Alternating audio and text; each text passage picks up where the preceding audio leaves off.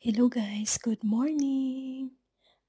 Napunta diri guys, manglawog na puntag baboy, kaya syempre, naman ta sa bakasyon no. So, muna akong trabaho guys, nagbakasyon ko sa Pilipinas pero, syempre, dili man ta ganahan magtambay.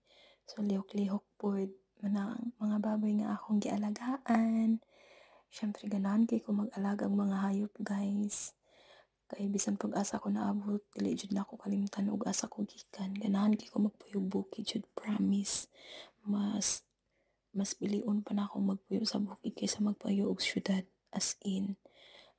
Kay ang naka-advantage man gud sa bukid guys kay kanang makapamuhi ka og gustuhon jud nimong mamuhi kang mga hayupan nga daghan, then makapananom ka og mga salak-on, mga utanon, di ba?